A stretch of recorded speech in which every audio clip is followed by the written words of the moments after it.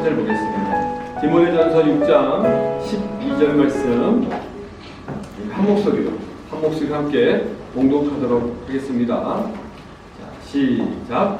믿음의 선한 싸움을 싸우라. 영생을 취하라. 이를 위하여 내가 부르심을 받았고 많은 증인 앞에서 선한 증언을 하였도다. 아멘. 우리 한 번 더 한 목소리 같이 읽습니다. 자, 시작. 믿음의 선한 싸움을 싸우라. 영생을 취하라. 이를 위하여 내가 부르심을 받았고 많은 증인 앞에서 선한 증언을 하였도다. 아멘. 할렐루야. 하나님은 살아계십니다. 오늘도 저와 여러분과 함께 하시는 분이심을 여러분 믿으시기 바랍니다. 우리 앞뒤좌우로 인사합니다. 늘 그렇듯이 앞뒤좌우로 인사할 때 진정으로 축복하면서 인사했으면 좋겠어요. 하나님이 당신을 참 사랑하십니다. 하나님이 당신을 참 사랑하십니다. 네. 그리고 이렇게 인사하는 거예요. 하나님이 당신을 통해 놀라운 일을 이루실 겁니다. 시작. 하나님이 당신을 통해 놀라운 일을 이루실 겁니다. 네. 여러분 이 사실을 믿으시기 바랍니다. 네. 하나님이 저와 여러분을 통해 우리 리자를 통해 소라야를 통해 놀라운 일을 이루실 것을 여러분들 확신하시기 바랍니다. 오늘 사도 바울은 영적인 아들 디모데에게 에베소 교회를 잘 양육할 수 있도록 또 권면을 하고 있어요. 우리가 계속해서 살펴보고 있는 것처럼 사도 바울은 에베소 교회의 이 장로들과 직분을 맡은 사람들 그리고 에베소 교회에 들어온 다른 교훈들을 물리치면서 바른 메시지로 바르게 성도들을 양육할 수 있도록 사도 바울이 디모데에게 권면을 하고 있어요. 어떻게 하면 교회를 바르게 세워갈 수 있을까? 어떻게 하면 하나님의 영혼들을 잘 세워갈 수 있을까? 사도 바울이 영적인 아들 디모데에게 권면하고 있는 그 마음이 느껴집니다.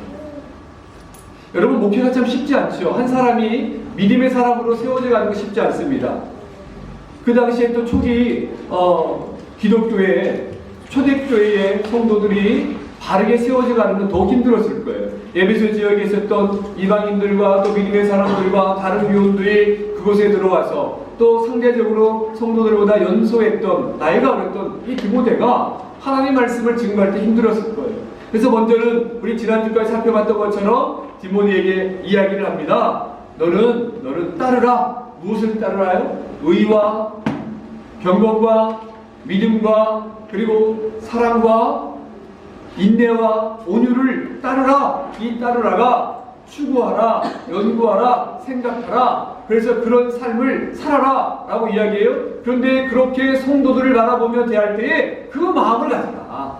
목자의 마음을 갖는 것이 쉽지 않죠. 어렵죠. 그게 돌보라는 거예요. 한 걸음 더 나아가서 오늘 사도 바울의 권면은 저와 여러분들에게도 적용될 수 있어요. 저와 여러분들이 목자로 또 먼저 믿은 그리스도인으로 성도로 섬기면서 여러분의 학교와 직장에서 여러분의 기숙사에서 정말 여러분의 가정에서 이렇게 의와 죄를 떠나고 경건과 그 말씀대로 실생활에서 살아보고 믿음과 하나님을 신뢰하는 믿음을 가지고 살고 그리고 주님이 우리를 사랑했던 그 사랑 필요를 채워주고 넉넉하게 베푸는 그 사랑 그리고 그 사랑을 베풀었을 때에 사람이 변하지 않고 힘들고 어려움이 있다고 할지라도 오래 참는 그 인내를 가지고 그리고 넓은 마음으로 온유함을 가지고 사람들을 품고 그들을 위해서 기도하는 마음 그때에 사람이 변할 거예요. 그때에 역사가 일어날 겁니다. 그때에 하나님의 기적이 상식처럼 나타나게 될 거예요. 그리고 오늘 사도 바울은 저와 여러분들에게 디모데를 통해서 이야기합니다. 믿음의 선한 싸움을 싸우라 라고 이야기해요. 믿음의 선한 싸움을 싸우라. 이게 무엇일까요? 믿음의 선한 싸움을 싸우라. 이 싸운다라는 단어의 뜻은 뭐냐면요. 이 원어 성경에 보면 헬라어에 보면 이 뜻입니다. 상을 얻기 위해서 경쟁하라. 자, 믿음의 선한 싸움을 싸우라. 이 말은 싸우라. 이 말은 상을 얻기 위해서 경쟁하라 이거예요. 이 말을 들으면 우리 특별히 한국 학생들은 이 프랑스 학생들보다 좀 다르죠. 한국 학생들은 반감이 될 수도 있습니다. 우린 치열한 경쟁을 해야 돼요. 작은 땅덩어리에 입시 교육이 심하고 그렇잖아요. 그러다 보니까 목사님 세상에서도 경쟁하고 학교도 경쟁하고 그런데 교회에서도 믿음을 경쟁하라며 힘들어요 라고 할 수 있어요. 그러나 사도 바울은 이야기합니다. 사도 바울은요, 저와 여러분이 이 땅에 살아갈 때 믿음을 지키는 것을 마치 경주에 비유해요. 성경을 읽어보면 경주예요. 여러분, 세상은 1등, 2등, 3등, 금메달, 은메달, 동메달 순위를 매기지만 하나님은 저와 여러분들의 삶 속에서 각자 포기하지 않고 최선을 다할 때 하나님은 하나님의 때에 여러분들의 삶 속에서 각자 놀라운 은혜를 경험하게 하십니다. 아멘. 그러므로 저와 여러분이 할 수 있는 최선은 뭐냐면 여러분, 상대평가가 아닙니다.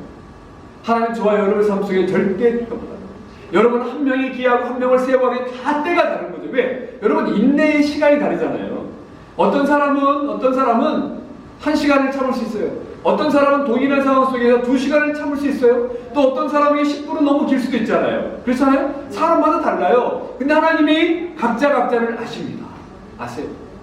다만 우리가 믿음의 선한 싸움을 믿음을 가지고 이 땅의 삶을 살아갈 때 천국에서 받을 상급을 바라보면서 상을 바라보면서 오늘 싸워라. 오늘 살아라. 즉, 이 믿음의 선한 싸움을 싸우라. 이 싸우라는 단어 안에는 천국에 상급이 있음을 기억하고 상급을 바라봐라. 이 땅에서 상이 있음을, 이 땅에서 바른 믿음을 가지고 삶을 살아갈 때 천국에 반드시 상급이 있음을 기억하라. 라고 하는 말이에요. 그렇다면 여러분, 사도 바울은 우리 그리스도인들이 이 땅에서 살아가면서 이 땅은 여러분 불신앙의 땅이잖아요. 하나님을 알지 못하는 땅이에요. 제가 우리 아이들을 양육하면서 제일 힘든 게 뭐냐면 우리 시아슈 시윤이가 이 빠림이 또 달라요. 이 그르노블에 우리 아이들을 키울 때 우리 시아슈 시윤이와 그 나이 또래의 한국 학생들은 우리 아이들밖에 없었어요. 지금은 조금 이제 우리 레아도 있고 현이도 있고 또 이 같은 또래 아이들이 우리 지우도 있고 유나도 있고 그 또래들이 있지 않습니까? 근데 저희 아이들이 10년 전에 이 그룹을 내려왔을 때 한국 아이들은 우리 아이들밖에 없었어요. 오리진 한국 사람끼리 부부가 결혼해서 낳은 한국 아이들은 우리 아이들밖에 없었어요. 그리고 한 부부가 있어요. 딱 두 가정이 있어요. 한불가정, 국제 결혼한 가정 말고 나이 많은 60대, 70대 이 노부부의 장성한 아이들. 그러다 보니까 빠지만 있어도 한국 아이들이 또래 아이 많아서 뭐 한글 학교도 또 지금 그룹을 있긴 하지만 이 어린이 대상으로 다양하게 또 공유도 하고 성경 공부도 할 수 있었어요. 근데 저희가 또 우리 청년들만 사역하다 보니까 우리 아이들을 믿음으로 돌보기 참 쉽지 않았습니다. 참 어려웠었어요. 힘들었죠? 네, 힘들었었습니다. 그런데 그 가운데에서도 영적으로 믿음을 가지고 계속해서 싸워가는 그 싸움이 쉽지 않다라는 거예요. 왜? 불신앙의 세상에서 우리 아이들이 학교를 갑니다. 그러면요, 심지어 우리 시아시 슈은이 보고 그때 싸이에 그 어떤 노래가 유행했었지? 강남스타일이 유행했을 때요. 제가 기억해요. 시은이가 싸이는 한국 사람이다. 그러니까 우리 시은이 학교에 아니야, 싸이는 중국인이야, 신호야 라고 해서 우리 시은이가 줬어요. 왜? 다 친구들이 싸이는 중국 사람이라고 그러니까 우리 시은이는 혼자 싸이는 한국 사람인데 한국 코리안인데 하다가 줬어요. 그 정도로 몰라요. 그러니까 뭐냐면 그것뿐만이니까 한국도 모르죠. 우리가 아빠가 파스데어고 미시오니어라는 단어도 잘 모르고 그런 상황에서 이 학교를 다니는 아이들이 또 프랑스가 천주교 모양, 신자의 모양은 있지만 믿음이 없잖아요. 그러니까 주일날 교회 가고 심지어 동일한 그리스도인들 중에서도 너는 왜 이렇게 매일 교회를 가? 너는 매일 교회를 가니? 야, 교회를 그때그때 가면 되는 거 아니야? 뭐 이상하게 바라보고 그러니까 처음에는 우리 시아시슈니도 또 여기 오는 청년들도 그렇게 처음에서 믿음을 갖고 예배드리는 삶을 살다가 학교 다니고 친구들하고 생활하다 보니까 점점점 믿음의 말이 아닌 불신앙의 말을 하는 거예요. 그러니까 특별히 이렇게 이야기합니다. 야, 그건 한국적인 신앙의 모습이 아니야? 아닙니다, 여러분. 우리가 성경에 따라서 믿음을 지키기 위해서 바른 믿음을 갖고 싸우는 겁니다. 예배에 삶을 드리는 거예요. 예배에 목숨을 거는 겁니다. 어떻게든지 하나님께 영광을 돌리기 위해서 그 말씀으로 이 땅의 삶을 살기 위해서 몸부림치는 싸움. 그런데 이 세상은 불신앙의 세상이에요. 그러니까 여러분, 노아가 그 세대에 노아 혼자 믿음을 가지고 120년 동안 노아의 배를 산에서 만들고 정말 이 심판을 면했다는 것 대단한 거예요. 믿음을 지키기가 이렇게 힘이 듭니다. 그런데 여러분들이 오늘 이 자리에 와 있다는 것은 다시 한번 이야기합니다. 하나님이 여러분을 사랑하신다는 거예요. 아멘. 믿음이 있고 그 믿음을 가지고 이 예배의 자리에 우리가 움직였지만, 발걸음을 띄었지만, 하나님이 우리의 마음을, 성령께서 우리의 마음을 인도하시지 않았으면 우리가 올 수가 없는 거예요.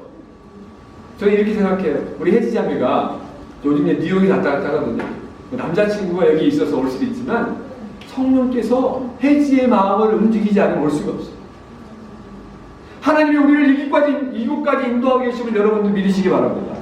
여러분, 우리가 지금 예배하는 것 자체가 하나님이 살아계신 증거임을 확신하시기 바랍니다. 그럼 우리의 모습을 바라보면서 우리는 이 땅에서 오늘 말씀에 귀를 기울이면서 믿음의 선한 싸움을 싸워야 되겠구나. 싸운다! 이 말은요, 믿음이라는 경기에서 이기기 위해 온갖 노력을 따라서 해볼까요? 따라서 해봅시다. 믿음이라는 경기에서 이기기 위해 온갖 노력을 다하라. 아멘. 여러분, 스포츠 선수들이 게임에서 승리하기 위해서, 여러분, 게임할 때 재미로는 하지 않잖아요. 정말 경기 스포츠 정식 프로 선수들은 재미로 하지 않잖아요. 치열하잖아요. 여러분, 휘비, 럭비 하는 거 맞습니까? 얼마나 치열합니까? 막 다 붓고 머리 막 어깨에 부딪히고. 럭비 선수들 대단합니다. 한 번씩 부딪히면 날아갑니다. 또 축구 선수들 보십시오. 우리 손흥민 선수가 잘못 태클해가지고 뭐 레드카드 받은 거 같는데 그 레드카드가 취소됐거든요. 다시 한번 확인해 보니까 손흥민이가 잘못한 게 없다. 그래서 스포츠 경기에 일반적으로 있을 수 있는 일이다. 그래서 손이 다시 살아나가지고 벌써 3골을 터뜨리고 있어요. 그래서 손이 차범을 뛰어넘었다. 그래서 막 아시아에서 가장 위대하다라고 막 이야기를 하고 있습니다. 근데 여러분, 얼마나 치열합니까? 축구할 때도 여러분, 다리 한번 넘어치면요, 진짜 이 연골 나갑니다. 십자인대 부러지고, 또 여러분 막 뛰고 있는데 어깨를 딱 쳐보세요. 그냥 상처 입고 힘들어요. 목숨 걸고 뛰는 겁니다. 마치 그 경주처럼 진지하게 믿음을 가지고 싸워라. 어떻게 하면 믿음을 갖고 이 세상을 이길 수 있는지 기억해라. 여러분, 우리는 어떤 믿음을 갖고 삽니까? 우리는 예수 그리스도가 우리를 위해 십자가에 달려 돌아가심을 믿습니다. 아멘? 이 믿음을 우리에게 주셨어요. 그리고 우리 믿음을 갖고 이제 하나님을 신뢰하는 삶을 사는 거예요. 믿음으로 믿음에 이르게 하느니, 로마서 1장 17절 말씀처럼 구원을 얻기 위한 믿음을 하나님이 저와 여러분들에게 주셨어요. 그 믿음을 갖고 우리가 이제 하나님을 진짜로 믿는 거예요. 신뢰하는 거예요.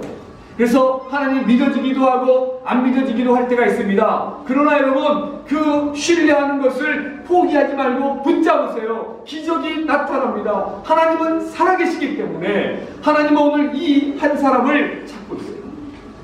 하나님은 오늘 이 한 사람을 찾고 있습니다. 그거예요. 믿음이라는 우리가 경기, 세상에서 믿음이라는 경기에서 이기기 위해서 온갖 노력을 다하라. 할 수 있는 최선을 다하라.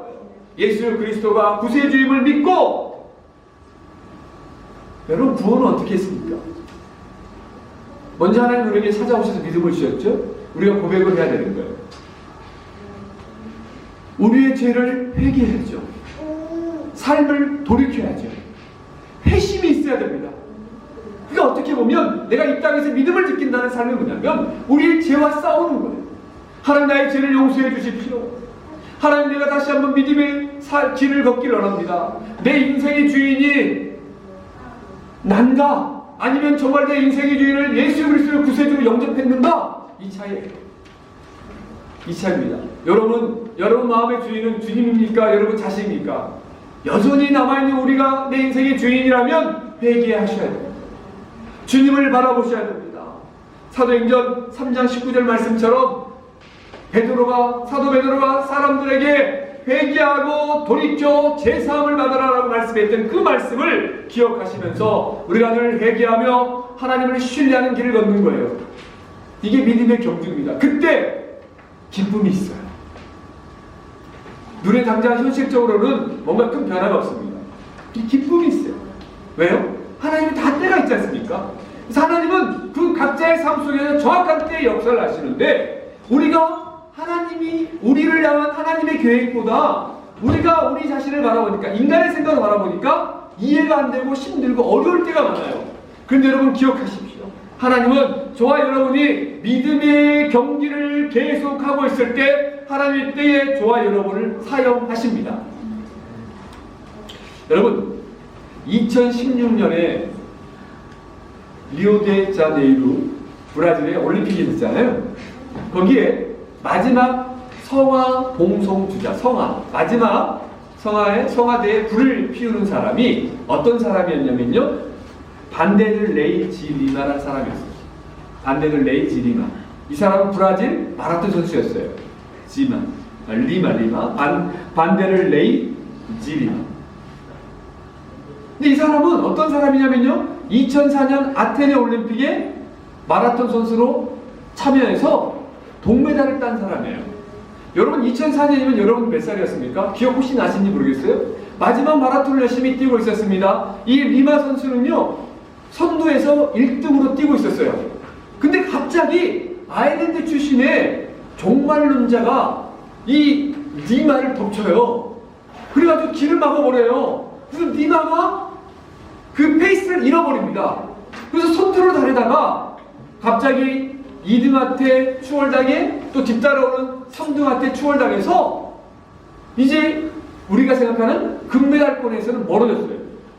그리고 여러분, 운동 열심히 뛰다가 페이스를 잃어버리면요, 포기합니다. 절망합니다. 무너집니다. 근데 여러분, 리마는 그 경기에 포기하지 않고 끝까지 뛰었어요. 그래서 결국 이 리마가 동메달을 땄습니다. 그런데 놀라운 건 뭐냐면요, 그 장면 혹시 기억하십니까? 1등보다 더 기뻐해. 이 리마 선수가 이 동메달을 너무 기뻐해. 여러분, 그 이유가 무엇이겠어요? 우리나라 사람들은 1등 아니면 은메달, 동메달에 관심만 가져요. 근데 요즘 많이 시대가 바뀌어서 이제 그 메달 딴 것 자체가 영광으로 보는데요, 이 리마 선수는 저는 이렇게 생각해요. 자기가 끝까지 경기를 포기하지 않고 이 동메달을 따서 너무너무 감사한 거예요. 그래서 1등보다 더 기뻤어요. 그 여러분, 누군가의 방해를 뚫고 이겼다는 거 아닙니까? 포기하지 않았다는 거예요. 저는 여러분들이 이 맛을 알았으면 좋겠습니다. 여러분들이 유학생활을 하고요, 여러분들이 지금 공부하는 과정 속에서 어떤 기간이 있을 때까지 끝까지 포기하지 않고, 중도에 포기하지 않고 그 길을 완주해 본 사람은 기쁨을 알아요. 그래서 여러분, 리마 선수의 친구들이요, 2005년에 리마, 너는 이 금메달보다 더 값진 동메달을 땄는데 우리가 금을 모아서 금메달 만들어줄게. 그러니까 리마 선수가요, 거절했어요. 아니야, 나는 내가 딴 이 동메달이 금메달보다 값져. 그래서 많은 사람들에게 감동을 했어요. 여러분 보세요. 그때 전 세계인들이 아테네에 시선이 집중되어 있었겠죠. 마지막 마라톤 경기를 바라보면서 다 조마조마했을 거예요. 저도 저 사람 포기했을 것이다. 근데 오히려 전 세계 많은 사람들에게 이 리마 선수의 모습이 희망을 줬어요. 포기하지 않는 그 끈질김, 그 마음을 줬어요. 마찬가지입니다. 여러분, 사도 바울이 이 사랑하는 영적인 아들 디모데에게 믿음의 선한 싸움을 싸우라 라고 이야기할 수 있었던 건 뭐냐면요, 사실 사도 바울이 여러분 지금 디모데에게 이런 말을 할 수 있는 상황이 안 됐어요. 본인이 더 힘들었습니다. 본인이 더 어려웠습니다. 그런데 이 말을 할 수 있는 이유가 무엇입니까? 믿음의 선한 싸움을 싸우고 나아갈 때에 그 주께서 주시는 기쁨과 하늘의 상급이 있음을 알기 때문이에요. 이것입니다. 그 기쁨 하나입니다. 완주했다는 기쁨. 그리고 여러분, 무엇인 줄 아세요? 하나님이 우리를 보고 계신다. 하나님이 우리를 알고 계신다. 하나님이 우리의 모든 삶의 모습을 알고 계신다. 여러분들이 분명히 어떤 사람들은요, 오늘 이 예배자에 올 때 갈등이 있을 수 있어요. 왜냐면 여러분, 우리가 예배 드리는 건 영적인 전쟁이거든요. 예배 드리러 오는 건 정말 힘든 거예요. 이상하게 예배 드리러 오기 전에 마음이 상합니다. 혹은 싸우거나 혹은 건강이 안 좋아져요. 신기해요. 예배 끝나면 마음이 풀어지거나 아프지가 않아.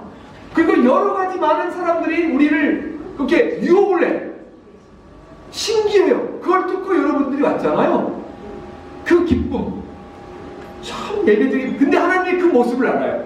저와 여러분들이 그 누구에도 말하지 못하는 저와 여러분의 삶에 고민이 있고 아픔이 있고 눈물들이 있잖아요. 그 누구에도 말하지 못하는 우리만이 흐릿할 수 있는 그 아픔이 있잖아요. 근데 그것을 하나님이 알아요. 여러분 제가 사모님의 마음을 다 알까요? 모르더라고요. 20년 살았는데 부부로 20년째 살고 있는데 모르더라고요. 몰라요. 아는 것 같지는 몰라요. 제가 우리 아이들 내 새끼라고 욕 아닙니다. 시훈아 욕 아니야. 내 자식이라고 내 새끼라고 그러니까 욕하는 것 같아요. 얘기하는 겁니다. 내 아이라고 다 알 것 같아요. 모르더라고요. 지금 분명히 내가 알지 못하는 우리 시훈이의 눈물이 있고 고민이 있는 거예요. 그냥 우리 아이들한테 이야기할 때 아빠가 염려돼서 아무 때나 들어가서 이야기했더니 시아가 한마디 하더라고요. 아빠 이제는 밤늦게는 오지 말아주세요. 나중에 좀 한가할 때 좀 이야기해주세요. 우리 시아는 얼마나 참고 참다가 아빠한테 얘기하는 거죠? 제가 다 아픔을 몰라요. 우리 시우의 아픔을 모릅니다. 제가 여러분 아픔을 다 모르죠. 다만 하나님 우리 아이들을 지켜주세요. 그리고 하나님 우리 청년들을 지켜주세요. 우리 가정들을 지켜주세요. 우리 상진 형제나 우리 집사님들이 호진 자매가 우리 지우, 우리 레아 현이 마음 다 알 것 같으시죠? 몰라요. 내 아이 좀 모릅니다. 그러나 여러분 하나님은 아세요. 그러나 우리를 창조하신 하나님은 우리 승리의 마음을 우리 하나님은 리사의 마음을 알아요.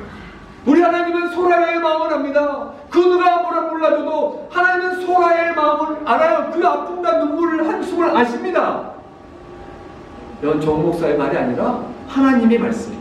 하나님이 우리에게 그렇게 이야기하고 있습니다. 사랑하는 여러분 기억하십시오.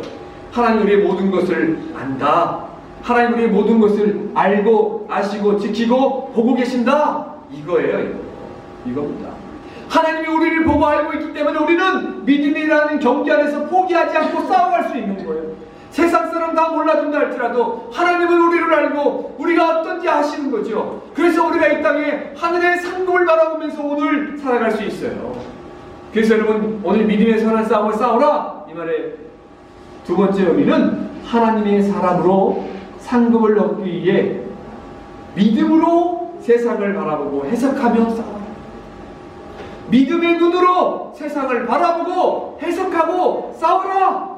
싸우라 그러니까 너무 전투적이죠? 그렇게 살아가라. 그렇게 하면 살아봐라. 여러분 칼빈, 우리 프랑스어로 깔백은 종교계에서 깔백은 이렇게 이야기합니다. 신명기 6장 15절 19절의 이 설교를 통해서 신명기 6장 15, 19절 한번 읽어볼까요? 시작. 너희 중에 계신 너희 하나님 여호와는 질투하신 하나님이신즉 너희 하나님 여호와께서 내게 진노하사 너를 지면에 멸절시켜 두려하노라. 너희가 마사에서 시험한 것 같이 너희의 하나님 여호와를 시험하지 말고 너희의 하나님 여호와께서 너희에게 명하신 명령과 증거와 규례를 삼가 지키며 여호와께서 보시기에 정직하고 선량한 일을 행하라. 그리하면 내가 복을 받고 그 땅에 들어가서 여호와께서 모든 대적을 내 앞에서 쫓아내시겠다고 내 조상들에게 맹세하신 아름다운 땅을 차지하리니 여호와의 말씀과 같으니라. 아멘. 내가 복을 받고 그 땅에 들어가서 여호와께서 모든 대적을 내 앞에서 쫓아내시겠고 내 조상들에게 맹세하신 아름다운 땅을 차지하리라 라고 얘기합니다. 이 말씀은 뭐냐면 아브라함과 이삭과 야곱에게 약속했던 그 가나안 땅을 하나님이 이스라엘 백성들에게 주실 것을 다시 한번 확인하는 거예요. 약속하는 거예요. 그러면서 이야기합니다. 너희가 지금 현실에서 믿음을 지키고 바르게 살아라. 그러면 하나님께서 너희에게 약속하신 그 약속의 땅을 반드시 너희가 차지하리라. 이 말씀을 통해서 깔뱅이 이야기한 게 뭐냐면 오늘날 이 땅을 살아가는 그리스도인도 동일하다.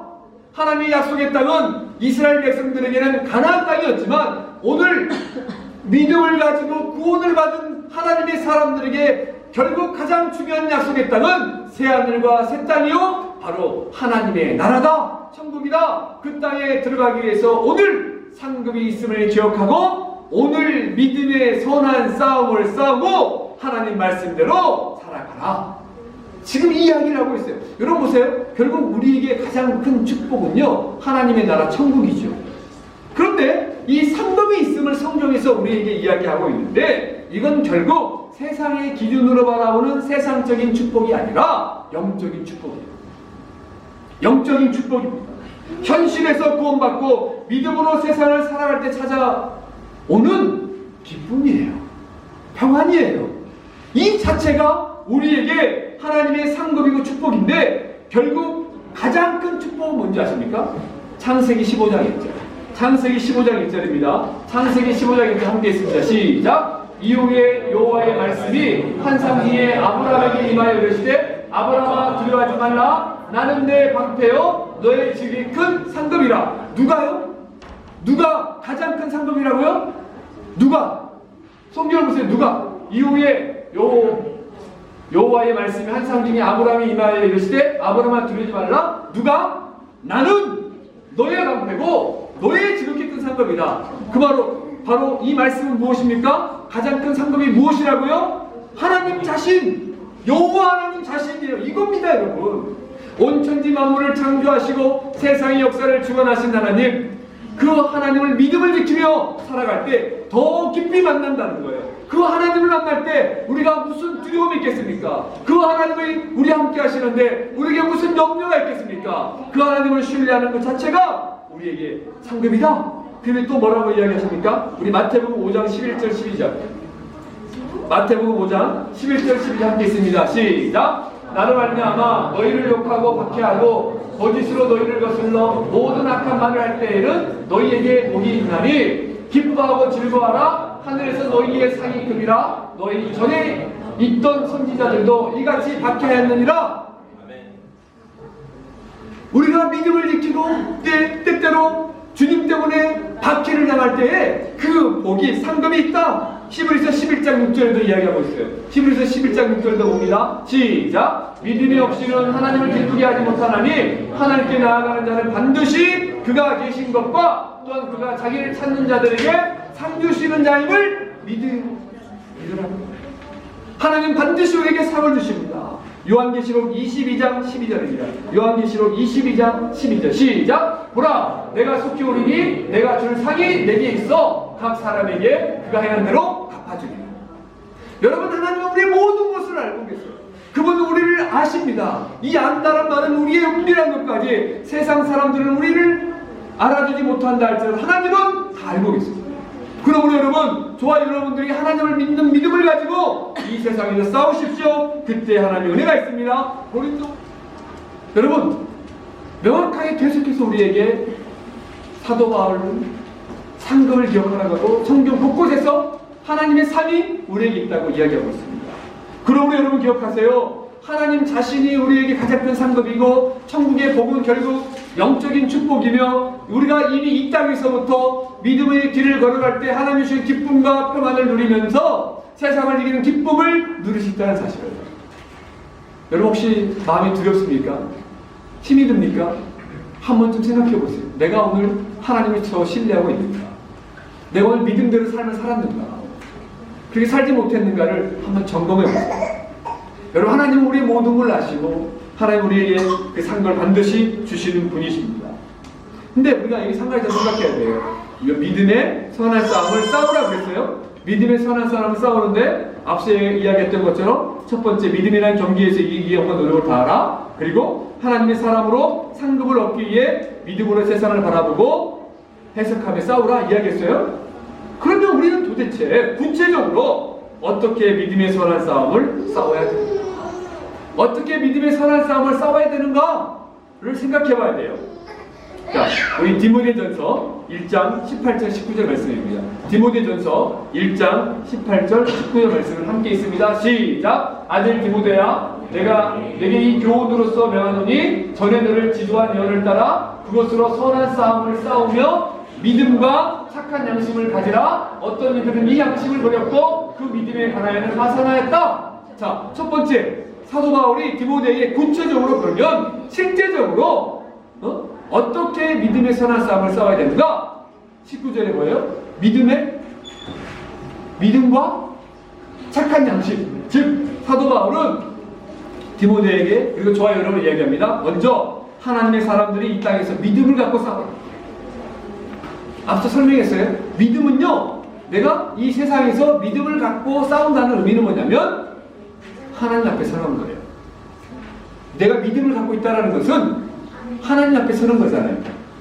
내가 하나님을 믿냐 안 믿냐, 하나님을 신뢰하냐 신뢰하지 않느냐. 즉 내가 믿음으로 싸운다는 것은 하나님 앞에 서 있는 거예요. 하나님을 바라보는 거예요. 그렇지 않습니까? 자, 그러면 양심은 누구 앞에 있는 거예요? 양심은, 자, 믿음과 착한 양심을 갖고 살아야 돼요. 양심은 누구 앞에 서는 거예요? 사람 앞에 서는 거예요. 그렇잖아요. 사람 앞에 내 양심이 드러나잖아요. 착하게 하느냐 하는지 양심은 나만 알잖아요.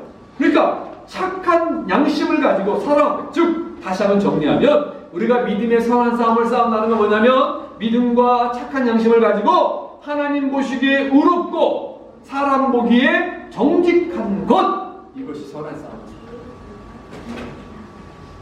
더 심플합니다. 하나님 앞에 의로운 삶, 사람 앞에 정직한 삶. 여러분 이런 삶을 사시기 바랍니다. 이게 성도의 모습이에요. 근데 여러분 오늘날 보세요. 여러분 예수 믿는다고 교회 다닌다고 사람들이 믿지 않고 오히려 더욱이 안 되는 이유가 뭔지 아십니까? 예수 믿는 사람이 더 정직하지 않아요. 예수 믿는 사람이 하나님을 부정합니다. 그리고 예수 믿는 사람이 성경을 믿지 않습니다. 바르게 살지 않습니다. 그러니까 하나님을 떠나죠. 사랑하는 여러분, 믿음은 하나님 앞에 서는 것입니다. 양심은 사람 앞에 서는 것입니다. 여러분 최근에 오래전부터 지금 진화론 창조론 이야기하시면서 많은 고민이 있죠. 여러분 특히 우리 그로노블의 과학자들이 많아요. 근데 여러분 책을 좀 읽어보시면 잘 알지만 프레드 호일경이라는 사람이 있습니다. 이 사람이 20세기 중반에 활동했던 천문학자입니다. 근데 당대의 대표적인 무신론자였어요. 그런데 그의 동료와 함께 생명이 자연적으로 발생할 확률이 얼마나 됩니까? 대표적인 무신론자였다는 건 신을, 하나님을 부인한 사람이었는데 그 시대의 무신론자라고 하면 하나님을 안 믿는 거 아닙니까? 하나님을 거부하고. 그런데 생명이 자연적으로 발생할 확률이 얼마나 되는가? 진화론으로 발생할 확률이 얼마나 되는가를 막 연구하다가 그렇게 고백해요. 누군가 이 문제를 과학계의 분노에 대한 두려움의 영향을 받지 않고 직접적이고 있는 그대로 받아들인다면 생물의 놀라운 질서가 직접 설계자로부터 비롯됐다는 결론에 다다를 것이다 라는 인터뷰에 글을 남기고 그런 무신론자가 있어요. 그러니까 생명이 자연적으로 발생한 확률을 연구하고 끝을 받아보니까 아무리 생각해도 과학자가 창조자, 누군가가 이걸 만들지 않았다면 도저히 자연적으로 발생할 확률이 없다라는 것을 깨닫고 자기가 커밍아웃 한 거예요. 정말 신은 존재한다. 하나님은 살아계신다. 그래서 더 놀라운 사실은 뭐냐면요. 여러분, 이때 리처드 도킨스라는 사람을 비롯해서 많은 무신론자들의 우상으로 생각했던 20세기의 대표적인 무신론자였던 안소니 플로라는 사람도 1950년에 그가 신학과 이중성이라는 논문을 발표했어요. 신학과 이중성. 그러니까 이 신학이 거짓이다라는 그 논문을 발표하면서 이 논문이 지난 반세기 동안에 가장 널리 인용된 무신론자들이 인용한 논문이었어요. 많은 사람들이 이 안소니 플로의 이 논문을 보면서 야 진짜 신은 없어 라고 생각했는데 그 안소니 플로 역시 자기가 무신론자가 아니라 이제 하나님을 믿는다 라고 고백을 했어요. 사랑하는 여러분, 하나님을 알면 할수록 이 과학을 연구를 하면 할수록 하나님 살아계신다 라고 고백할 수밖에 없습니다. 여러분, 이 하나님을 고백하면서 여러분 삶 속에서 하나님이 어떤 모습으로 우리에게 다가오 찾아오시는가를 말씀의 눈으로 매일매일 확인하시고 점검해 보세요. 하나님이 여러분을 얼마나 사랑하시는지를 우리에게 보여줄 거예요. 마치 여러분 이 스마트폰이 있습니다. 이걸 딱 봤을 때 너무 정교하고 아름답잖아요. 그리고 여러 가지 기능이 있잖아요. 그 우리 생각해, 이게 어떻게 진화됐을까? 이게 어떻게 진화됐을까? 근데 우리가 이 스마트폰을 생각을 할 때마다 이 앱에 개발자가 있고 누군가가 만들었다는 걸 알 수 있잖아요. 그렇잖아요. 우리 씨앗이 슈니가 뚝 태어났습니까? 엄마 아빠가 있고 여러분들이 승리가 여기 그냥 태어났어? 태어났어 그냥? 여기서 그냥 태어났어? 아, 네? 엄마 아빠가 만나서 사랑해서 승리를 만들었겠지? 네. 응? 누군가가, 근데 그건 하나님의 섭리인데 이 기계만 봐도, 그러니까 여러분 과학자들이 하나님을 알아가면 알아갈수록 하나님이 살아계신다라는 거예요. 그러므로 사랑하는 여러분, 이 믿음과 착한 양심을 가지고 선한 싸움을 싸우시기 바랍니다. 아멘. 그리고 여러분 그 믿음을 갖고 하나님만을 신뢰하십시오. 그리고 하나님만을 신뢰하는 자는 폭력과 말이 아닌 하나님 주신 말씀과 그 말씀을 붙잡고 기도로 선한 싸움을 싸워가야 되는 거예요. 그리고 그 말씀과 기도로 힘을 얻고 결국 중요한 것은 세상에서 악을 갚지 말고 선으로 악을 이겨라. 이게 성도의 모습이지 않겠습니까? 그러므로 사랑하는 여러분, 믿음의 선한 싸움을 포기하지 마시고 이번 한 주도 하나님의 시선으로 믿음을 갖고 하나님 앞에 착한 양심을 갖고 사람들 앞에 당당히 나아가는 저와 여러분들이 될 때 하나님의 위대한 역사가 저와 여러분의 삶을 통해 나타나게 될 줄 믿습니다. 그런 삶을 사시는 저와 여러분 되기를 주님의 이름으로 축원합니다. 기도하겠습니다.